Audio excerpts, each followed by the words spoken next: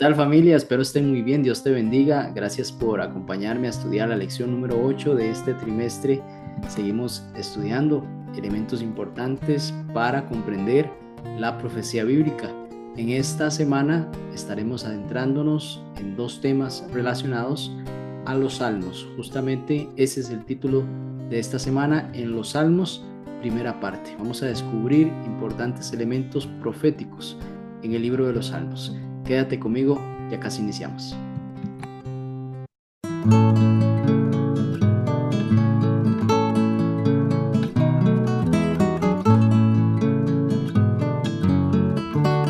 Bien, gracias por acompañarme. Iniciemos con una oración. Padre Santo, Dios Todopoderoso, nos encontramos una vez más para estudiar y escuchar tu palabra. Queremos, oh Dios, que tu Santo Espíritu nos ilumine, nos muestre este elemento tan importante como es el estudio de los salmos para una aplicación profética. Lo pedimos en el nombre de Jesús. Amén. Muy bien, el texto para memorizar lo encontramos en Apocalipsis capítulo 14, versículo 1. Dice así: Entonces miré y vi al Cordero de pie sobre el monte Sión, y con él 144,000 que tenían el nombre del Cordero y el nombre de su Padre escrito en sus frentes. Este versículo tiene un contexto profético y también simbólico. Aquí encontramos el Cordero de Sión, que representa a Cristo siendo exaltado, siendo ya victorioso, y está junto a su pueblo que le ha sido fiel, los 144,000. Ellos tienen los nombres en la frente, que simbolizan la lealtad a Dios y al Cordero, a Cristo, en contraste con la marca de la bestia. Vemos también el monte de Sión, que no solo es un lugar geográfico o histórico, sino también es un símbolo de salvación, de restauración, de seguridad, porque está asociado a estar en la presencia de Dios. Hay unas claves importantes que hemos estado viendo para poder entender las profecías de Apocalipsis, y es irnos al Antiguo Testamento para obtener todos esos símbolos, el significado justamente de esa simbología. En este caso queremos utilizar el libro de los Salmos, porque ahí en los Salmos encontramos elementos como la adoración verdadera, según el Salmo 96:9, también el juicio justo de Dios, según el Salmo 98:9, y el llamado universal a temer y glorificar a Dios, Salmo 67:3 y versículo 4. También hay un elemento importante que está en el Apocalipsis, pero que ya lo encontramos en el libro de los Salmos. Es el cántico de los redimidos. Lo encontramos en Salmo capítulo 40, versículo 3 y 149, versículo 1. Es muy importante mencionar también la misión del remanente. Esta misión, pues, es básicamente la misma que tenía el pueblo de Israel allá en el Antiguo Testamento: ser luz para las naciones, mostrar el verdadero carácter de Dios, quién es Dios, a esas naciones que no le conocían. El llamado también a las demás personas, a la humanidad, a adorar al verdadero Dios, creador de todas las cosas, anunciar ese juicio que ya ha comenzado, según el mensaje de los tres ángeles, proclamando ese evangelio eterno, pero con un carácter claro y también con una vida santificada. Nuestra vida debe ser ese sermón. También podemos analizar ese himnario de Dios como un reflejo del conflicto final. Ese libro de los Salmos actuaba como el himnario del pueblo de Dios, que estaba lleno, por ejemplo, de lamento y esperanza, contrastes importantes, de clamor, pero también de victoria, de fidelidad en medio de la prueba, y también gozo cuando se presenta la redención. Y estos momentos, estos sentimientos y mensajes también son el eco del pueblo fiel que se encuentra en Apocalipsis 14. Cantan un cántico que nadie más puede aprender. Vamos a darle una aplicación espiritual esta semana, definitivamente. Grandes enseñanzas. Debemos de comprender mejor nuestra misión en estos últimos días. También debemos de fortalecer la fe frente a ese conflicto final que es inminente. Debemos de conocer ese fondo profético y espiritual que tienen nuestras alabanzas. Cuando cantamos, estamos alabando a Dios, estamos haciéndolo con uso de nuestra razón, con un propósito. Por eso debemos de adorar con entendimiento, como lo hace el pueblo redimido.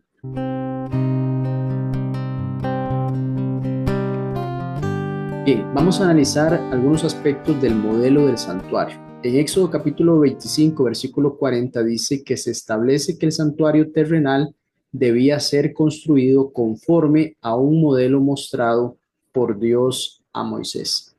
Ese modelo entonces no era de invención humana, nadie lo inventó, sino que era una copia del celestial, un santuario celestial, un modelo de uno existente, entonces era el terrenal. Todo lo que Moisés allí construyó representaba una realidad mayor y aparte de eso, espiritual. Tenemos también entonces que ver a Cristo en el santuario celestial. En Hebreos capítulo 9, versículo 11 al 15, describe a Cristo como ese verdadero sumo sacerdote que tiene al menos cuatro características. El primero es que entró en este santuario celestial que no está hecho por manos humanas. Es decir, Cristo está en el santuario celestial. También no ofreció sangre de animales para estar allí, sino que fue por medio de su propia sangre. Vemos cómo obtuvo la redención eterna. No solo Él entró a ese lugar, sino que también nos permite a nosotros obtener la vida eterna, es decir, ser redimidos por medio de ese sacrificio, por medio de su sangre expiatoria. Y ese sacrificio también purifica nuestras conciencias de obras muertas para servir ahora a un Dios vivo. Podemos afirmar que entonces este ministerio de Cristo es superior al que ejercían los sumos sacerdotes de aquel tiempo.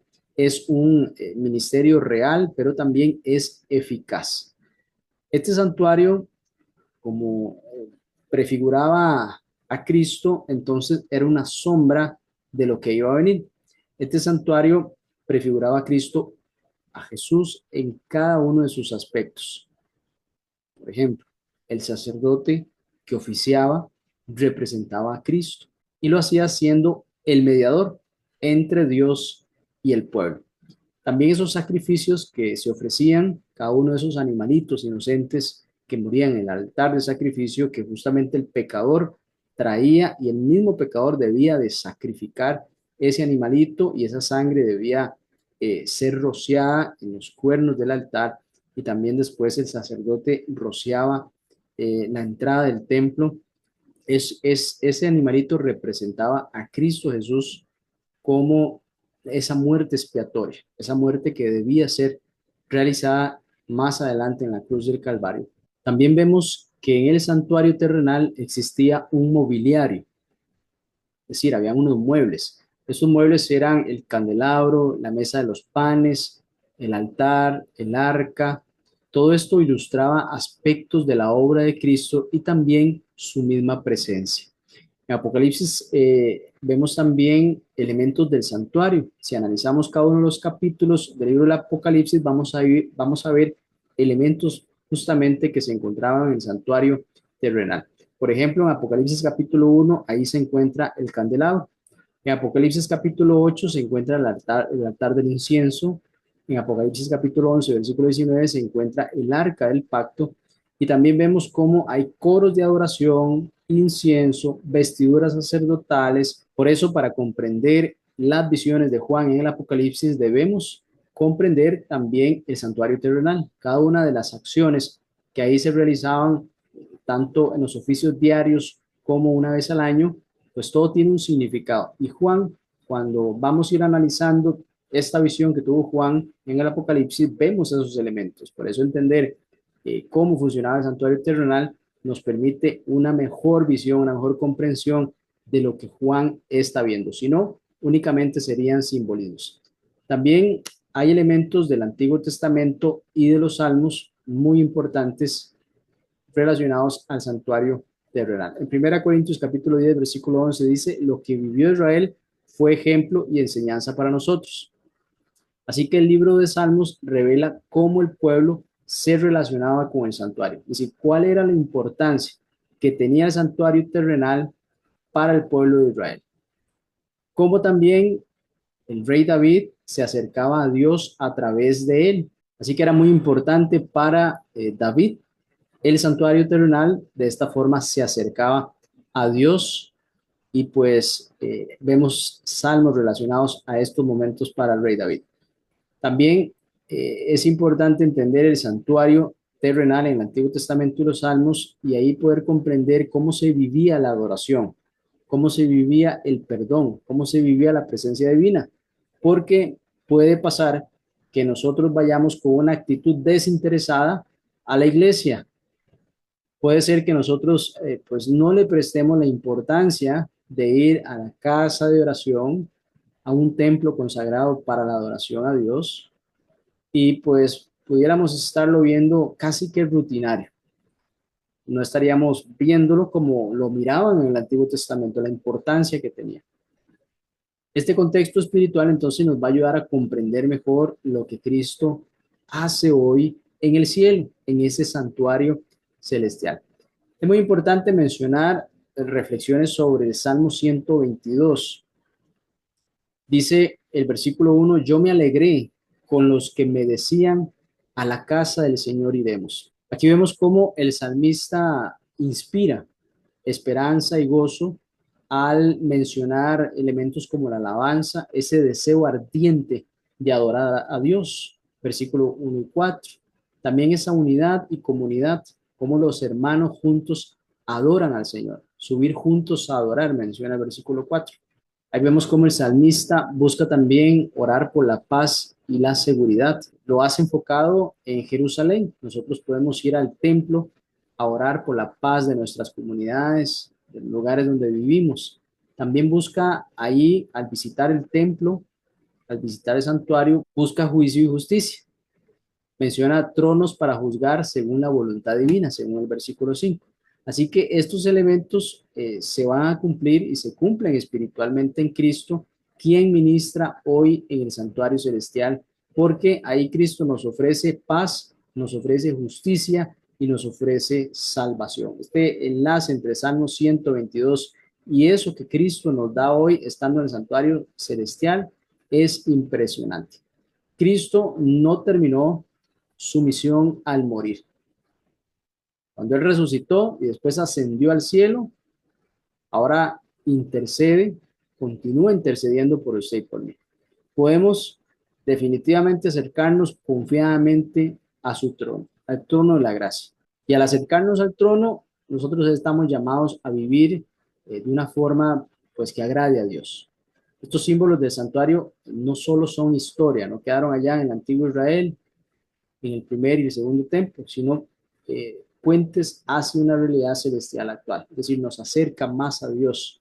Pensar en todo este ministerio que Dios estableció para justamente estar en medio de su pueblo.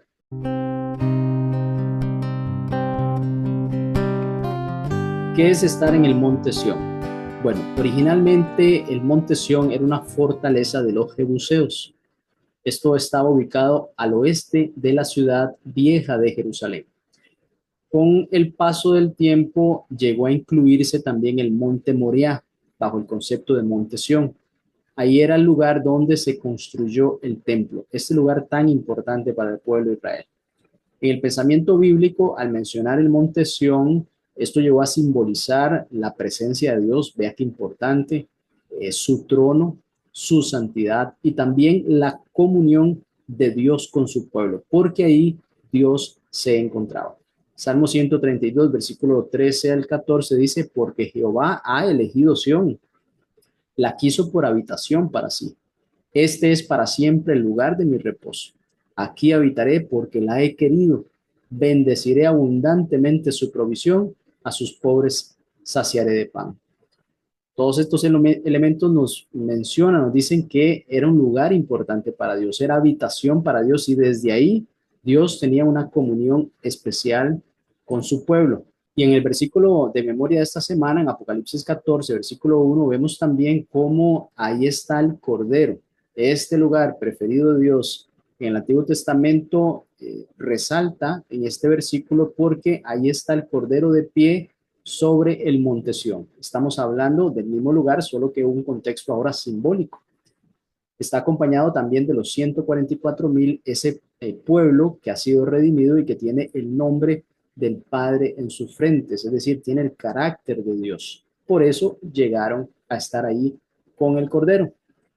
Representa ese pueblo redimido que ha sido fiel, que ahora es victorioso y que está en comunión con Cristo, recibiendo de su santidad en el santuario celestial o en el monte Sión.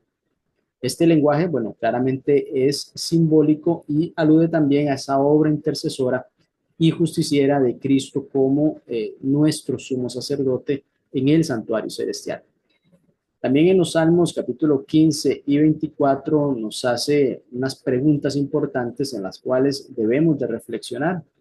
Pregunta de David que nos hace en esta oportunidad por medio de la palabra de Dios. Dice, ¿quién habitará en tu tabernáculo? ¿Quién morará en tu monte santo? Todas estas personas, estos 144,000 que están en el monte de Sión, de pie con el Cordero, tienen que cumplir aquí unos requisitos, algunas respuestas a esta pregunta que hace el salmista. ¿Quién puede estar allí? ¿Quién puede estar con el Cordero en el monte santo de Dios, en el monte Sión? Bueno, las respuestas que nos da el Salmo capítulo 15, versículo 1, también el Salmo capítulo 24, versículo 3, nos dice el 15, versículo 2, el que anda en integridad, el que no calumnia, honra al temeroso de Dios y no acepta soborno. Versículos 3 al 5.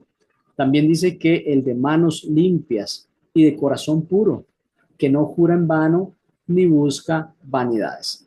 Entonces, hay características de santidad que tienen estos 144,000 para estar justamente de pie en presencia de el Cordero que fue inmolado y que reclamó a estos 144,000 para estar allí.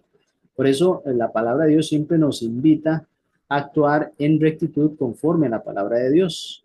Es decir, debemos de aceptar a nuestro Salvador, pero también buscar enderezar nuestros pasos, buscar actuar en consecuencia de lo que Dios ha hecho por nosotros. También podemos ver un paralelismo con Apocalipsis capítulo 14, versículo 1 al 5, relacionado a dos aspectos. El primero son los redimidos en Sion.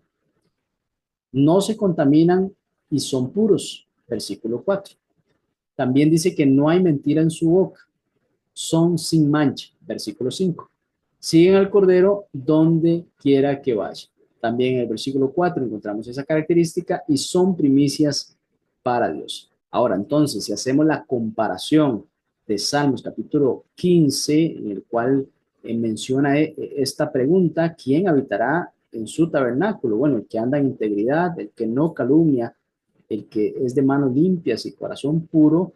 Vemos cómo en Apocalipsis capítulo 14, versículo 1 al 5, justamente menciona características similares porque dice, no se contaminan, son puros, no hay mentira en su boca, siguen al Cordero, son primicias para Dios. Así pues, ambos pasajes exaltan tres elementos importantes: la pureza, la fidelidad y la verdad. Pero también Apocalipsis introduce algo nuevo, que es la presencia del Cordero como fundamento de esta santidad. Es decir, en Salmos, pues el salmista comprende la necesidad de esas características de santidad para estar en la presencia de Dios. Entremos a analizar aspectos de la justificación en el Cordero, no una justificación por méritos propios. ¿Cuál es nuestra realidad humana? Bueno, nadie cumple perfectamente los requisitos de Salmo capítulo 15 y 24 durante toda su vida. El Salmo capítulo 15, versículo 5 dice, no caerá jamás. Pero 1 Juan capítulo 1, versículo 8 dice, todos podemos caer en algún momento. La conclusión bíblica es que solo el Cordero nos permite estar en Sion. Es decir, por medio de esa obra, no solo redentora, sino santificadora que nos permite Jesucristo, es que nosotros podemos llegar a este lugar. Básicamente estar en la presencia de Dios. Su justicia nos es acreditada por la fe que nosotros tenemos en Cristo Jesús.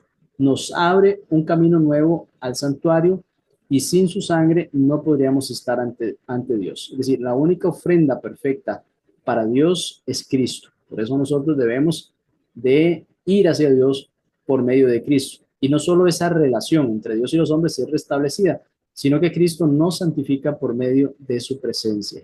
Cuando tenemos una comunión con Cristo, Cristo nos da de su santidad. Como último aspecto, número 6 de este día, el nombre del Padre en sus frentes es un elemento importante. ¿Qué simboliza esto? Bueno, hemos mencionado que es una identidad espiritual que básicamente le pertenecen a Dios. Es decir, han sido reclamados para el reino de Dios y están allí.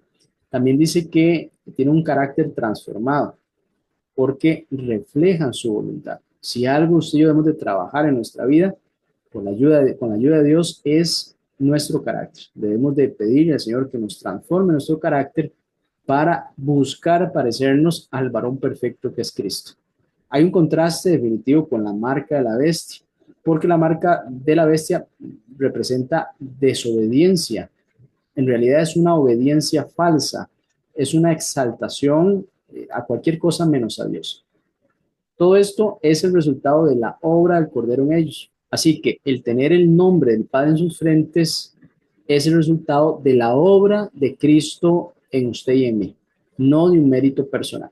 Y aunque existen promesas de victoria sobre el pecado, usted y yo podemos vencer sobre el pecado, en ocasiones fallamos.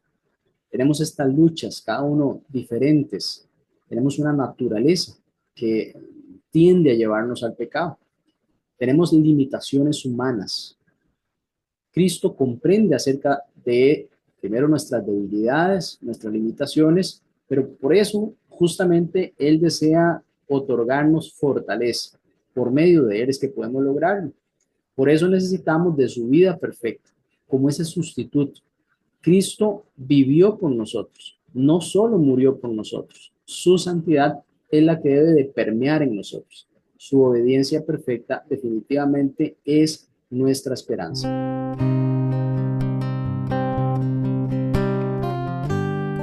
La ley de Dios en nuestros corazones. Vamos a ver unos aspectos importantes en el día martes. Uno de ellos es el nombre en la frente. Este nombre en la frente es símbolo de un carácter transformado. Apocalipsis capítulo 14, versículo 1 nos dice que ese remanente fiel que sigue al Cordero donde quiera que vaya, tiene el nombre del Padre y del Cordero en sus frentes. En la palabra de Dios encontramos cómo el nombre representa un carácter, no únicamente una inscripción literal. Salmo capítulo 119, versículo 55 nos dice, me acordé en la noche de tu nombre, oh Jehová, y guardé tu ley. Quiere decir que el salmista piensa en el nombre de Dios y a su vez piensa en su carácter y en consecuencia busca hacer su voluntad. También vemos cómo Jesús es la imagen misma del Padre, según Hebreos capítulo 1, versículo 3. Por tanto, tener ambos nombres indica una unidad moral igual en comportamiento y refleja el carácter divino. Luego, la gloria de Dios podemos decir que es una manifestación de su carácter. Cuando Moisés le pide a Dios ver su gloria, en Éxodo capítulo 33, versículo 18, Dios responde proclamando su nombre, no con una manifestación física o algún milagro impresionante, abrumador, sino con la revelación de quién es Él, cómo es Él, su carácter. Dice que Él es misericordioso y clemente, es tardo para la ira y grande en misericordia y verdad, según Éxodo capítulo 34, versículo 6. Entonces, esto nos enseña que la gloria y el nombre de Dios están directamente ligados a quién es Él en su carácter moral. También vemos que el carácter de Dios está escrito en la mente, en el corazón de la persona, por medio de su razón. En Apocalipsis capítulo 14 describe otra característica en la cual los redimidos guardan los mandamientos de Dios. Esto no se trata de un legalismo, sino más bien el resultado de una transformación interior basado en una conclusión. Al entender el plan de Dios para mi vida, yo entonces busco que Dios escriba en mi mente, en mi corazón, su ley. Estoy agradecido con Dios por lo que ha hecho en mí y yo deseo entonces hacer su voluntad. Esto es conocido también como el nuevo pacto. No solo es perdón, sino también una renovación que es moral e interna, es decir, es una transformación, un nuevo ser, como lo llama la palabra. Dice Dios que nunca más me acordaré de sus pecados. Esto se llama un evangelio en acción. También observamos cómo la ley de Dios es una transcripción de ese carácter divino.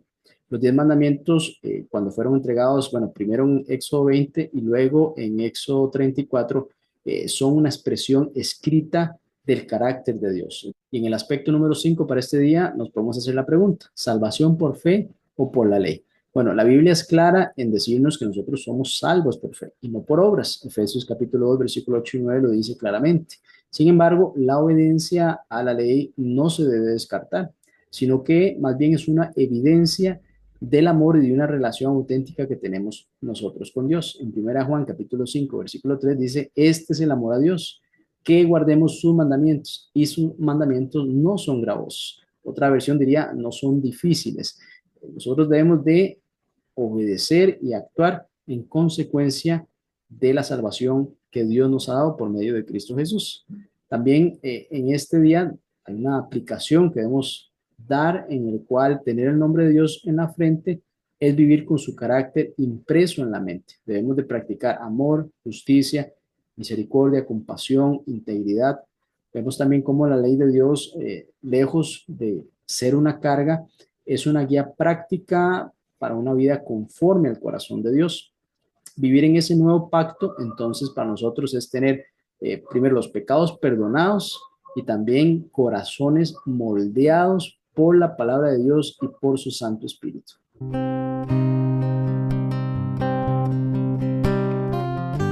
Vamos a estudiar unos aspectos importantes del Salmo capítulo 5. Ahí vamos a ver un contraste entre los impíos y los redimidos. Aquí el salmista David presenta ese contraste entre los que rechazan a Dios y aquellos que han sido redimidos. Mientras que los impíos no pueden estar en su presencia, los justos son recibidos por su misericordia. Salmo capítulo 5, versículo 4 dice, porque tú no eres un Dios que se complace en la maldad, el malo no habitará contigo. Entonces, este principio definitivamente se reafirma en Apocalipsis 14, donde se describe al pueblo fiel de Dios que está de pie junto al Cordero sobre el monte Sión, el monte santo de Dios. Ellos no son aceptados por su perfección, sino porque han sido transformados por la gracia. Son personas que han dejado atrás el engaño y la corrupción para vivir en verdad. También vemos cómo habitar con Dios definitivamente es el objetivo del plan de redención. Tanto en el Antiguo Testamento como en el Nuevo Testamento, el deseo de Dios ha sido habitar con su pueblo, estar en medio de su pueblo. El tabernáculo o el templo o el santuario ahí en el Antiguo Testamento era una señal visible de esa intención. Y Apocalipsis también 21 y 3 reafirma esa esperanza eterna. El tabernáculo de Dios está con los hombres y Él morará con ellos. Esto en la tierra nueva. Pero esa presencia no se puede experimentar sin la redención. David lo entendía así. David llegó a entenderlo. El mal no puede coexistir con la santidad de Dios. Juan también lo revela. Solo los que han sido limpiados por la sangre del Cordero pueden estar ante el trono. Apocalipsis capítulo 7, 14 y 14, 1. También vemos que hay una adoración reverente. Básicamente es el corazón del gran conflicto. Salmos capítulo 5, versículo 7 muestra al rey David acercándose al templo con reverencia. La adoración de David nace del reconocimiento de la misericordia de Dios para su vida. Así también Apocalipsis capítulo 14, versículo 7 llama al mundo a adorar al Creador. Y esto definitivamente es el centro del conflicto cósmico entre la verdad y el error. Esta palabra adoración aparece 5 veces en Apocalipsis 13 y es central en el mensaje de los tres ángeles. El remanente no adora por un ritual, ni por presión, ni por miedo, sino porque han visto la gloria de Dios por medio de la manifestación de su carácter y han sido tocados por su gracia redentora. Es importante mencionar también que los redimidos serán personas cuyas bocas están sin engaño.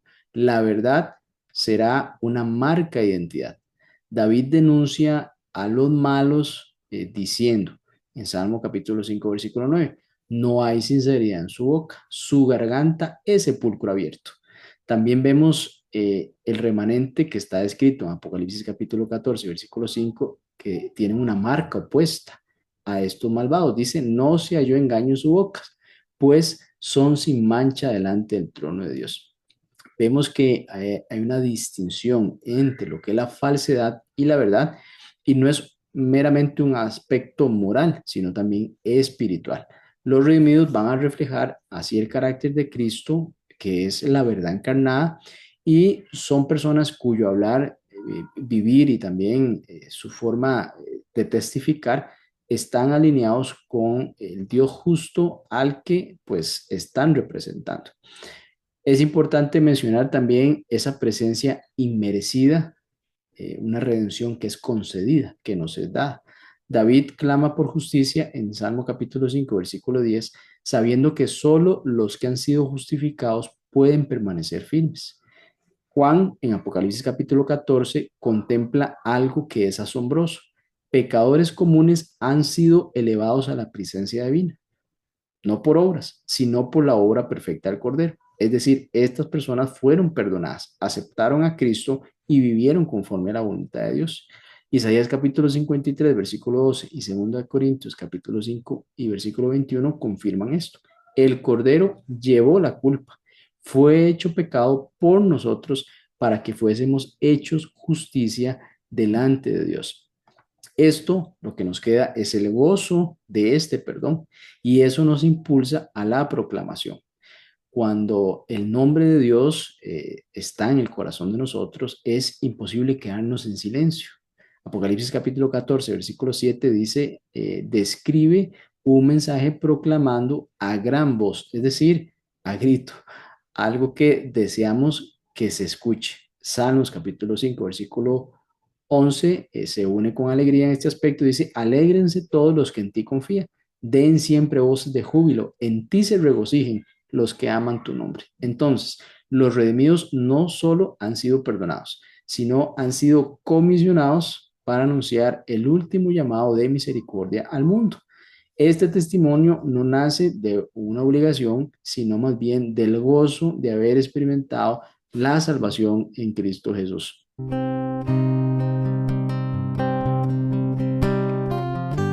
Del perdón a la misión, debe de haber una transformación necesaria. En Isaías capítulo 6 vemos cómo el profeta está ante una escena majestuosa en el trono celestial. Ahí dice que al verse frente a la santidad de Dios, él se reconoce indigno, reconoce que está contaminado, necesitado de una purificación. No obstante, en un acto divino de gracia, no por un mérito de Isaías, un serafín lo toca con un carbón encendido y le declara, tu culpa ha sido quitada y tu pecado perdonado. Solo entonces es cuando ya ha experimentado el profeta la limpieza, puede responder con valor a ese llamado que Dios le hace. ¿A quién enviaré? Bueno, el profeta responde, aquí estoy, envíame a mí, según el versículo 8.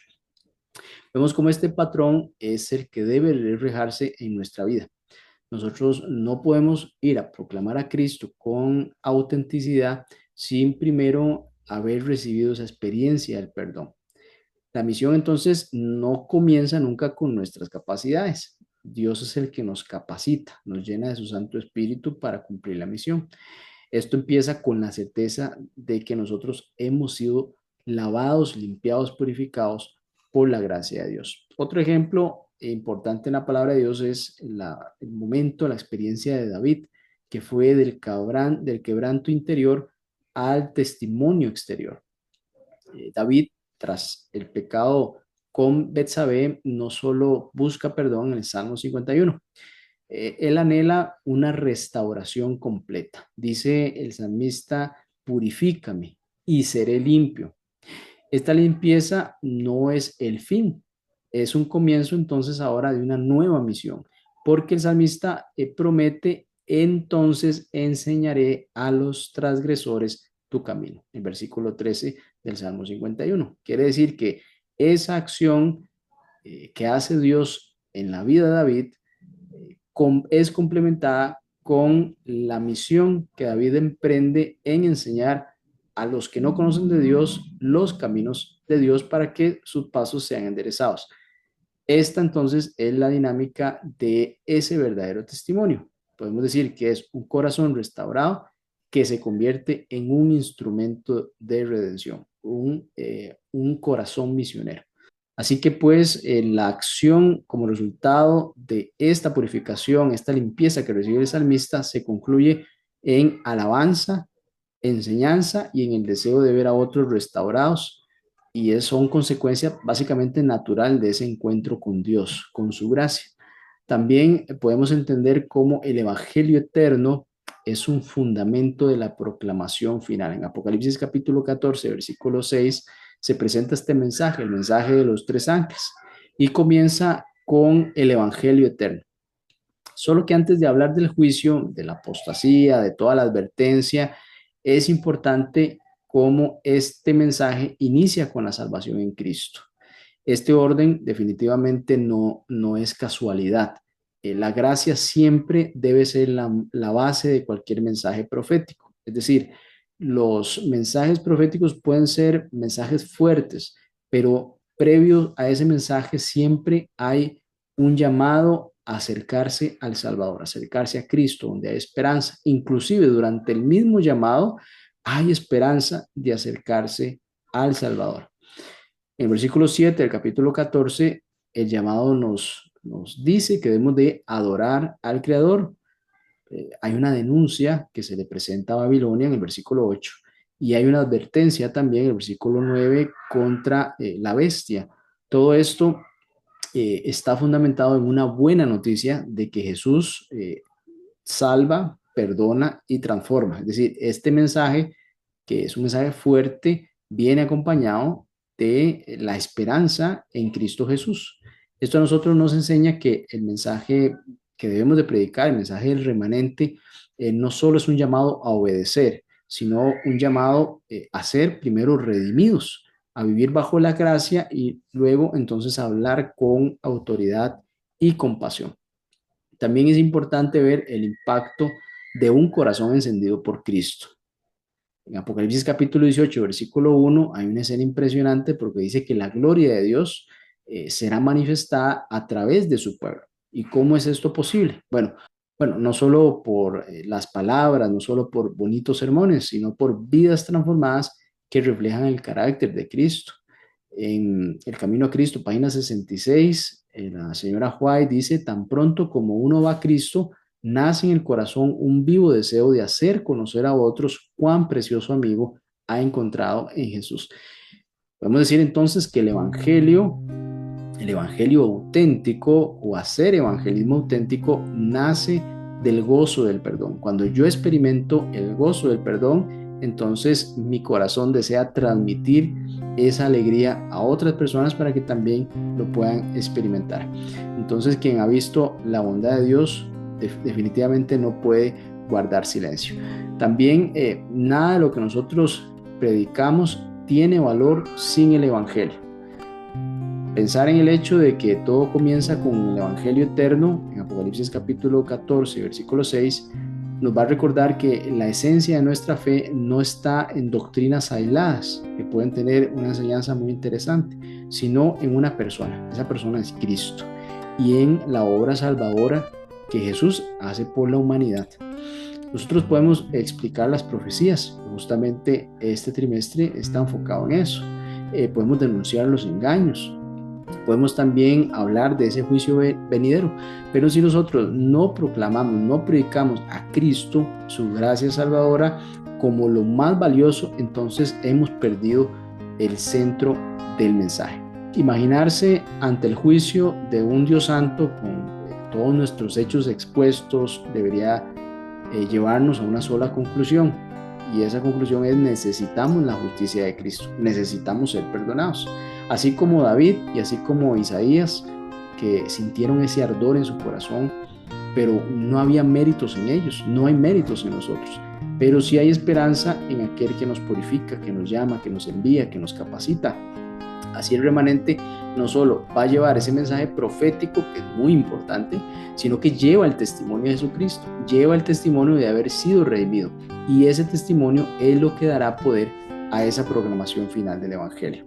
Gracias, Señor, por darnos el espacio de dimensionar mejor tu palabra a través de los salmos, en esas figuras proféticas en Apocalipsis, poder comparar cada uno de estos elementos y así, oh Dios, proyectarnos para estar aquel día con el Cordero en el monte de Sión de pie, teniendo tu nombre, el nombre de Cristo en nuestra frente, siendo que hemos sido purificados, santificados y llamados a la misión y podemos, Señor, ser parte de ese grupo de los redimidos. Ayúdanos, Señor, a ser perseverantes en el nombre de Jesús. Amén. Bien, nos vemos la próxima semana, si el Señor así lo permite.